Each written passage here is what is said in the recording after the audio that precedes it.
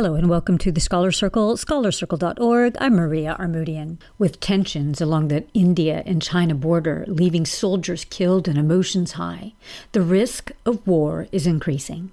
What is the cause of these tensions and how can they be de-escalated? Contributing host Doug Becker explores. I'm Doug Becker. Earlier this month, India reported that 20 members of its armed forces were killed in fighting with Chinese forces along a disputed border in the Himalayas. This is the first reported loss of life since 1975. China has not reported its deaths.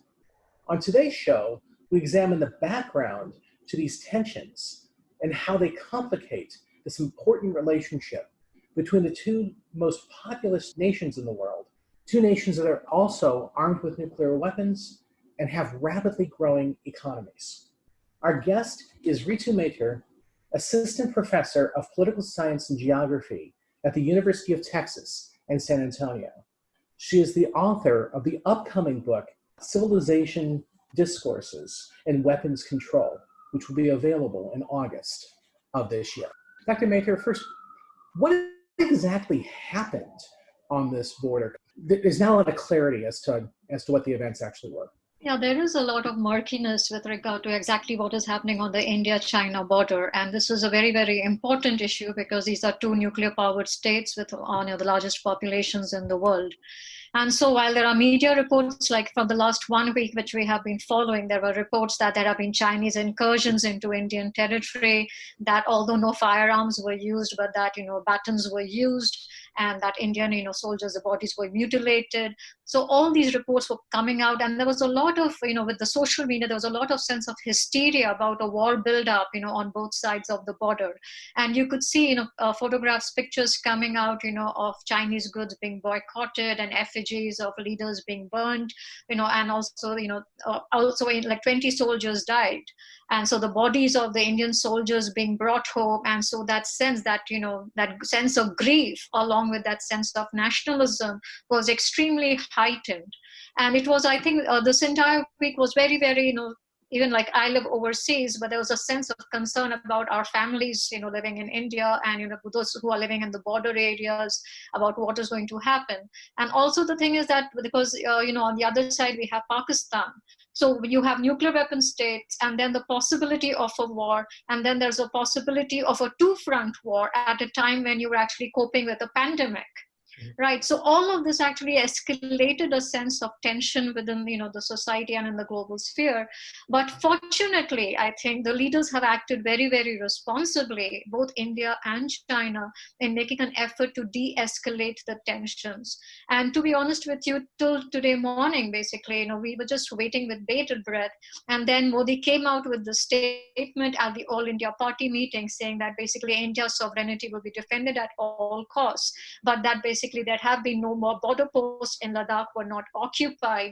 And then the opposition parties also saying in a sense that we need to de-escalate some of the jingoistic nationalist rhetoric which is coming out, and that the parties need to work in cooperation with each other. And also on the side of even the Chinese academics who were voicing their concerns were also asking for de-escalation of tensions and saying that both these countries are very responsible countries exercising maximum restraint for several decades because they are nuclear weapon states, but there really haven't been border skirmishes in so many decades between India and China. So it has largely been a peaceful border. And so the sudden ignition, in a sense, was obviously a matter of concern. But I think the message which came out from the political leadership on both sides of the border was one of responsibility, one of de-escalation, was one in a sense of basically exercising maximum restraint. And so this again called for confidence building measures and saying, yeah, it is basically an issue of infrastructural development at the borders which actually escalated these tensions. We're going to get into the infrastructure development in a moment, but one fascinating aspect of this for me, since you talked about the importance that both sides have placed on ensuring kind of a peaceful coexistence along this border that isn't exactly a border. It's always described as a line of control because it's not decided. But you said it appears as though the fighting that took place was done without firearms. And my understanding is because both sides have agreed not to arm the soldiers along the borders. Could you, along this border in particular, could you speak to that a bit? Is this a sign that whether you arm them or not, they're going to continue to fight? Or is this a sign that that decision not to arm the two sides makes de-escalation easier? I think the decision, you have to look back in a sense at the colonial legacy which comes with the borders, with these post-colonial countries in a sense. Because the way we understand borders in the Western literature, in a sense, and how we negotiate those borders in the Western literature from the European experience, Eurocentrism in a sense that comes into play, is very different in the Asian context, especially in the areas Asia and Africa, because a lot of these wars, disputes in a sense, come up with the idea of, where is the border, right? Now, India and China have both been ancient civilizations, thousands of years of living in coexistence next to each other. It was during the colonial era, when the British imperialists were looking for areas of where they could actually have an altitude superiority, right? And that is where they, in a sense, made Tibet the focal point because of the altitude which it provided them. And the Shimla Agreement, in a sense, was signed in 1914 between the British India and the Tibetans, of which China was never a part, because China always regarded Tibet as part of its own territory. And so this issue, in a sense, basically has been in play, and the idea that this border was never very clearly defined, but at the same time there has always been a sense of understanding, these are two different civilizations which basically live next to each other. So there are not, it's not a border with patrols armed in that sense, etc. But there was a long-term cultural understanding which came with understanding of these different societies, different cultures living side by side next to each other, and a culture in which there was a great deal of exchange of ideas. Educationals used to travel, there was a trade route which existed, religious exchanges used to take place, etc.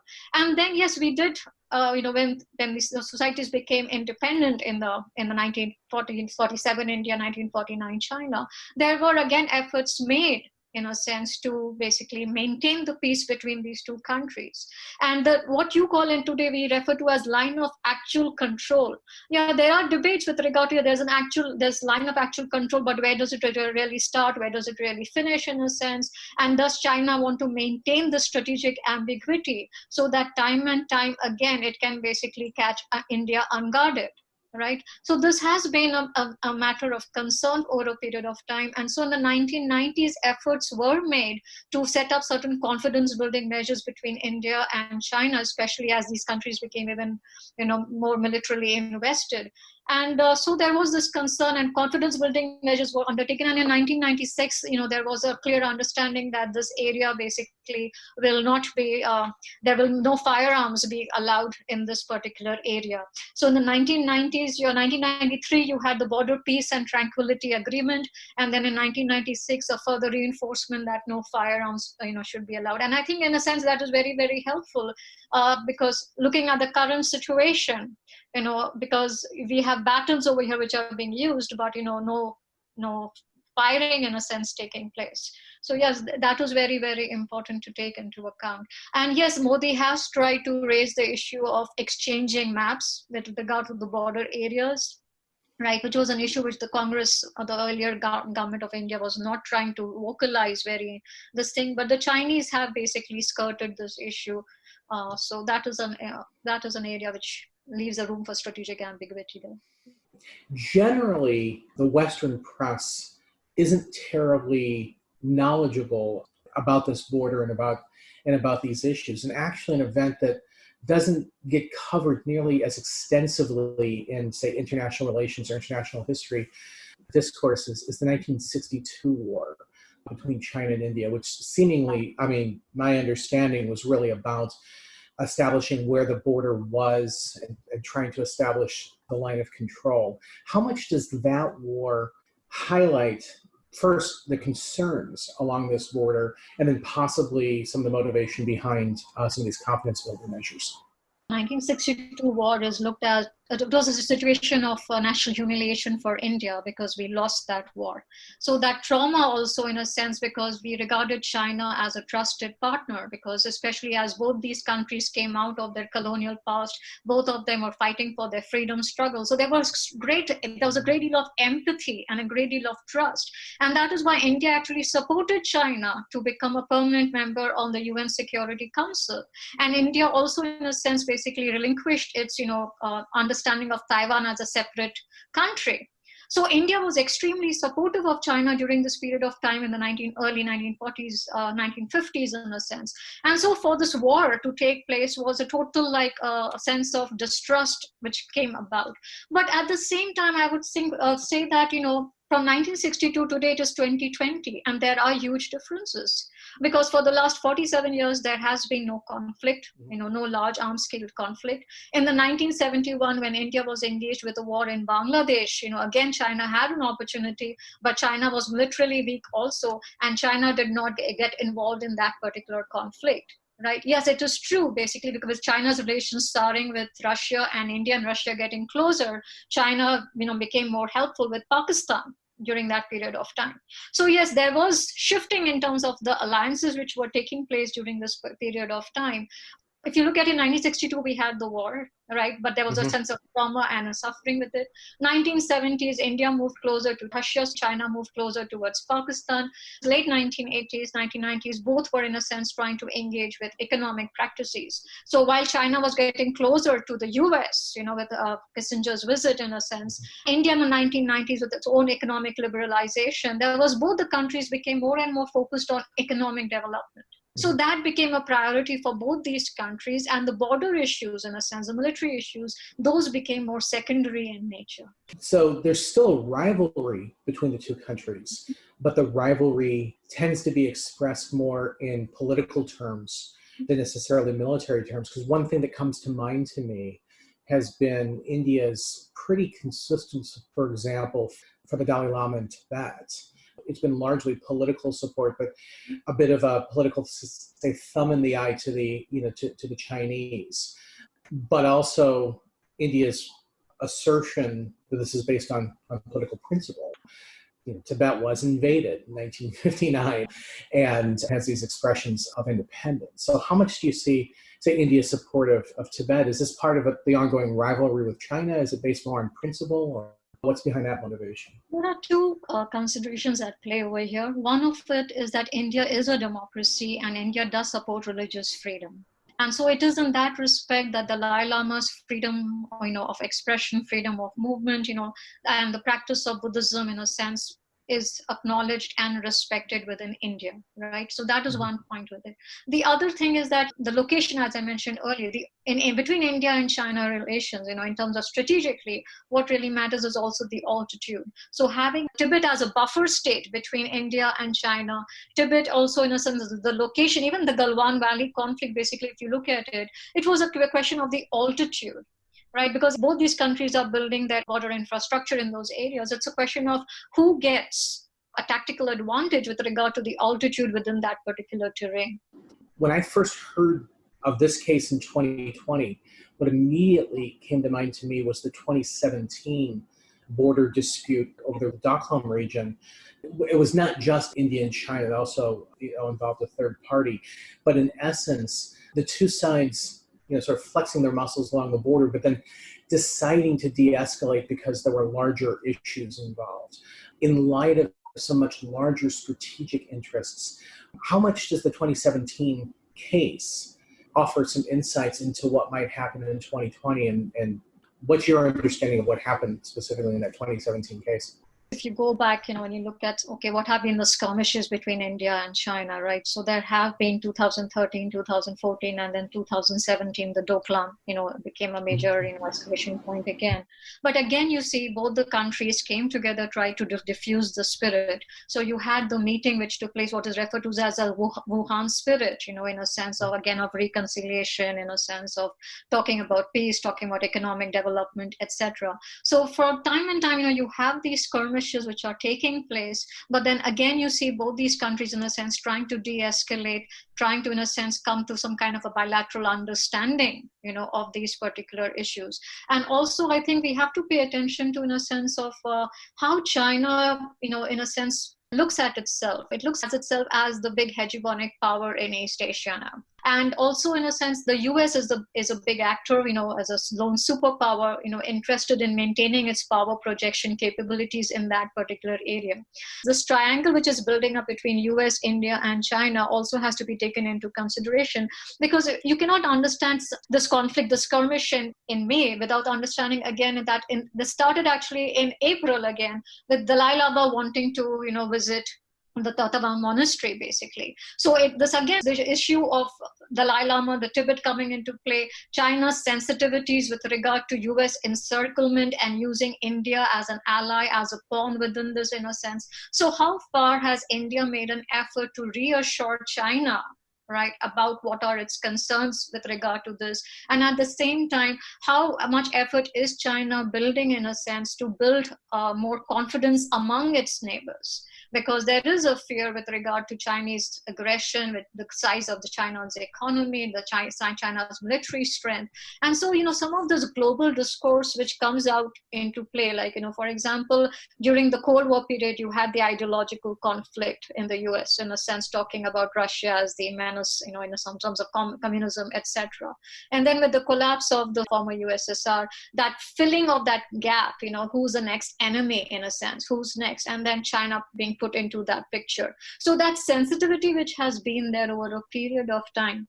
And so again, these polarizing discourses which come into play, the Cold War, East versus the West, then in the 1990s, West versus the rest, Huntington's civilizational clash with China, again, the next contender, in a sense.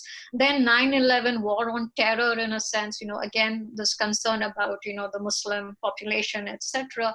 And then, this constant rhetoric, in a sense, which keeps building up the sense of enmity within the cyclical patterns which keep coming into play. So these become, in a sense, overwhelming at times. And so that is where, in a sense, we have to look at the security archive.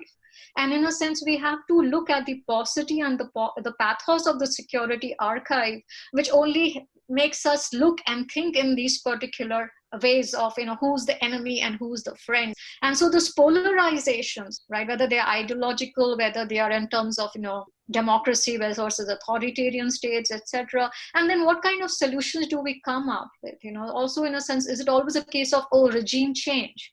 Is that the solution for every problem that we have? Because how can you bring about a regime change in nuclear weapon states? It's extremely difficult.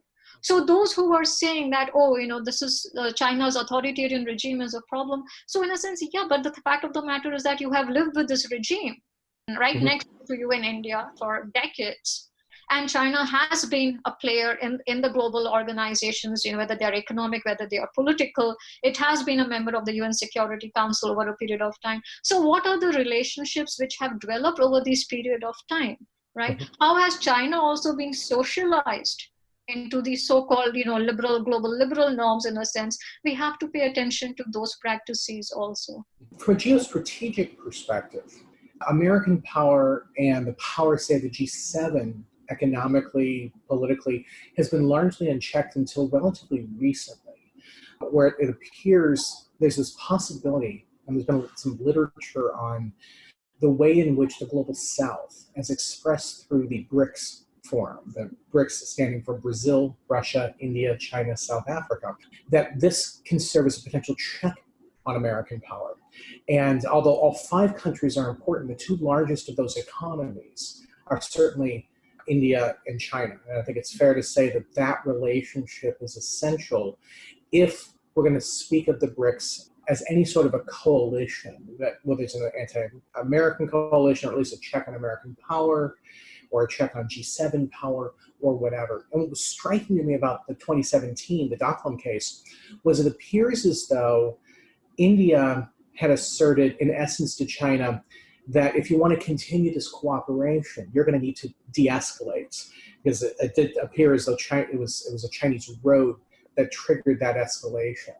And so this is something we've seen Indian-Chinese relations. The two countries saying, in essence, we have to get along. We have to promote economic cooperation, political cooperation, because the one country that benefits the most if there's a division between the two is the United States. How salient is that as an argument, and how effective, how appealing is that, as an argument, in particular in India? I think it is a very, pertinent observation, when they talk about how the imperialist powers are once again trying to drive a wedge between the developing countries, so this neo-colonial practices, in a sense, which have been put into place. So, for example, China, they issued a statement saying that the US is basically following a colonial policy towards Asian giants of divide and rule. And so this argument that, so suddenly in the 1990s, that US suddenly woke up to the fact that India is a democracy, right? And therefore there should be an alliance of democracies coming into play, right? Mm-hmm. So this argument which is there in a sense, and so it is important also to think in terms of, where is the rhetoric and where is the money? What is really happening over here? Because on the one hand, you have the rhetoric of US, India being like-minded democracies, and that their interest is in human rights promotion and free press, etc. And therefore, we have to form an alliance. But at the same time, if you look at it, we have this Indo-Pacific, area, which is very of key importance to both US and India in a sense. But even the alignments which are the Quad, which was established, but there really hasn't been any momentum. So when we talk about US leadership, right, the rhetoric is there, but in terms of actually developing those areas strategically, that has really not been the case. Right. So today, India, even in terms of this particular comment, India really looks around. God forbid, if there is an escalation of this particular issue, of this particular conflict, will US come to the aid of India? It looks very unlikely because this is an election year in the US, right? And Trump is basically not interested in any conflict, escalation, etc. And White House statements which came out, right, with regard to this, that we're not even interested in mediation. All the provocative statements came out from congressmen, in a sense, saying, the death of 20 Indian soldiers will never be forgotten, etc.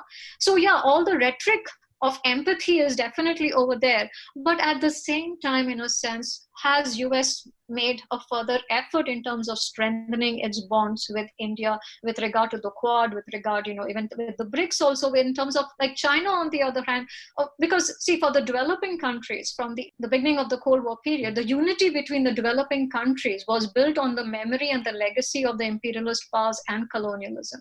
This was the bond of unity. This was the bond of, collective self-determination among these people in a sense. And that legacy of colonialism, that legacy of imperialism, that legacy of racialism has not been forgotten. Today also you have race riots in the US, and that makes people in the other parts of the world really sit up. So while we talk about like-minded countries, we talk about democracies, we also have to understand the nature and character of these democracies. You have billion population in India, which is extremely religiously, culturally very, very diverse. More than 2,500 languages spoken in India itself. So unless and until US, in a sense, comes across as a very sincere actor, which is basically not only just talking in terms of democracy or regime change, but actually talks about socio-economic reforms. And this, when we're talking about human rights, we're always talking about civil and political liberties, which are definitely very important. There should be no compromise with regard to civil and political liberties. But at the same time, the vast majority of the population in these countries is living in great poverty. And so both for India and China, the economic agenda is extremely important. And even in the economic agenda, how is this being implemented? Has there been any reforms with regard to the World Bank or the IMF? Has there been any reforms with regard to the UN Security Council, etc.? It is a very sad because, while India supported China on the UN Security Council, the Chinese today did not even offer a well-acknowledged note to India, which has won with 184 votes of membership on the UN Security Council as a non-permanent member. So this is very, very important because if the US is interested in this, this kind of engagement, these are the issues which we really need to talk about, because if you don't, then China is building parallel institutions where you have IMF and World Bank controlled by the Western powers. China is coming up with the new Development Bank, the Asian Infrastructure Investment Bank, the Shanghai Cooperation Organization, the Belt and Road Initiative, etc. Yes, there is a certain degree of angst with regard to China because of the secrecy, with regard to the debt burden of these countries, etc. But there is also, that incentive that at least we are developing some, infrastructure, we're providing employment. Whereas here, from the Western world, in a sense, what are the people in the developing countries actually getting from it, apart from backslapping on being democracies? Because that does not really fill the stomach of the people who are hungry. And with unemployment rising steadily, both in India and both in China, this is a major concern, and especially when at a time of pandemic, where people's economic livelihood has actually been suffered grievously in a sense. And so that is a time of acute awareness that we actually raise these concerns and take them up with a great deal more sincerity. The picture you paint, the picture that we see here, are two countries that, though their economies are growing, certainly the pandemic has offered some significant economic concerns. And you've suggested, and I'll make explicit, the two countries are growing, but they still have deep divides. They still have deep poverty in certain areas of those countries, and the need for both further development and resources to be applied in those areas. Plus, there's the geostrategic interest that, if I think part of what you were suggesting here is there have been some authors who have suggested that the U.S. can drive this wedge between India and China, but you're skeptical at the American commitment to India and the suspicion that the Indian government, though they're welcoming of whatever, of some American consideration, that's probably not something that the Indian leaders can rely on. So all this paints a picture. But the one thing that I think both sides, India and China, and I think the two of us agree, would be disastrous, would be an escalation of this conflict. But there's one actor out there that's complicating things. And those are the actors on social media. And, the reports coming out of certain like news shows or talk shows. What's the possibility that the emotional tensions coming out of social media and some of the discourses, and we know much more about India because India is a more open society, certainly, than China, that they might drive Indian leaders into positions that really are not strategically tenable? Yeah, that is a serious concern right now, with the cyber warfare becoming a serious matter of concern in a sense. So these issues, in a sense, which came up with, why did Modi have to have a virtual meeting with the Prime Minister of Australia, and the Australian Prime Minister saying, oh, we have had a cyber attack, not attributing the blame directly to who the actor is. And so these stories, and then reports and counter reports, which are coming about the number of casualties and the incursions, etc. So in this climate, like in the 1962 war, you basically had state-controlled media in both the countries. So it was much more easy to regulate the information. Whereas from 1962, this is now 2020, where you have multiple sources of information coming into play. So how are you going to regulate? How are you going to channelize that information? How are you going to provide credible information? That is a serious concern. And that is why where India and China both actually are developing these technologies, the Indian IT sector and the Chinese IT sector are both extremely strong. But what is a problem in terms of what is happening over here, as I told you, is also the economic competition between these two countries. Because China started, in 1979 onwards, you can say, China started on this path of, neoliberal economic reforms. So China has focused for 2 decades prior to India on export promotion. And so China's basically manufacturing capacity is multitudinously more than that of India's. India started its economic liberalization in the 1990s, late 1990s. So today when India looks at China's manufacturing capacity, when India looks in terms of China's supply chains, India also feels that it is lagging behind. And with growing unemployment rates, and because also while the economic exchanges between these two actors have grown, there's also a trade deficit between India and China. So how do you control that trade deficit? Because what is happening also again with the rhetoric coming out of the US of trade wars between US and China and tariff wars coming up between US and China, etc. These similar arguments in a sense are played out in the Indian context, saying, oh, we also have a trade deficit. yes, we also basically are finding that we are importing more, that our manufacturing is getting wiped out. So analogies are being drawn between, US and China, and India and China, but we also have to understand some of the, the context between these, different countries in a sense, because India's infrastructure, in India's, supply chains, India's labor market is very, very different from the Chinese labor market. So unless and until there's a larger understanding of these issues, we have to be very, very concerned. And another thing is that in the midst of this pandemic, the Indian government basically said that it's going to open, its defense sector to 74% foreign direct investment from overseas. And it said that this is not privatization, this is corporatization. And that whatever is going to be produced is going to help Indian military forces absorb it, so that there is no increment in the, India's military import bills, right? Because both India and China are heavily into military modernization and with large, budgets in this particular context. But anybody having a closer reading of this and will actually argue, if India claims it is a democracy, then how is such a powerful legislation with regard to opening the defense sector be passed without even a rigorous debate within the country, etc. So this again raises a concern, like what surplus capacity you're going to produce. Will that be a case of becoming an arms exporter? In the US, this logic which comes about, resetting the foreign relations with every new administration which comes, whether it's the Democrats, then you have a different set of relations. When you have Republicans, it's a different set of relations. The US is a rich country. Perhaps it can afford to reset these relations from time to time. But India does not have that economic or military clout to do the reset button time and time again. And so for the Modi administration to deny the legacy of, non-aligned movement or the Look East policy to some extent, has been a very hard lesson. And that is why Modi, who had ignored, the NAM summits for a period of time, basically had attended the NAM summit in this year, in 2020, May 2020, I think, right?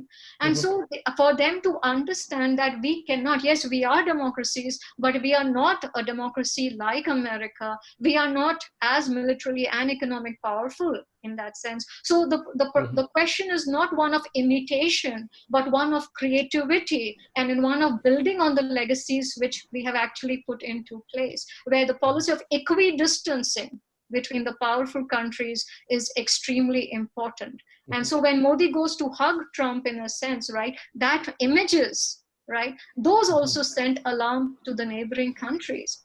And so India has to focus also in terms of developing its relationships with its neighboring countries, in a sense, and basically not totally disowning its legacy, but embracing that legacy which actually it has into place, because it has served its interests in the long run. So considering the potential impact of this conflict, the geostrategic interest in de-escalation, and what's exactly at stake, I think we're both guardedly optimistic that at least this specific skirmish is going to de-escalate. But I suspect this won't be the last time we're talking about border issues between India and China and the strategic rivalry, potential rivalry between the two states. I can only hope that there is space, especially in these times when both the countries need to invest more in their education and in their health, that the military expenditures actually will decline. That will also help in reduce tensions in this particular area.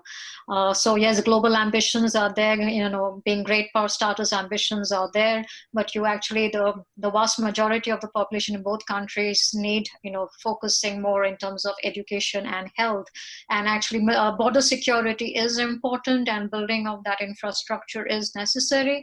But at the same time, it is much more important to focus on confidence building measures, and the era of quiet diplomacy is not over, and it has a role to play. So if there has to be a reset of button or relationships, I think it should be in the direction of more peace and economic prosperity. Thank you very much. Very well said. Thank you very much. I'll give you the last word. Thank you for joining us. Thank you, Tom.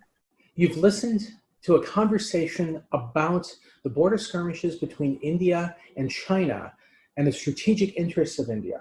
Our guest was Ritu Mathur, Assistant Professor of Political Science and Geography at the University of Texas, San Antonio. She's the author of an upcoming book, Civilizational Discourses and Weapons Control, which will be available in August. This is Scholar Circle, scholarcircle.org.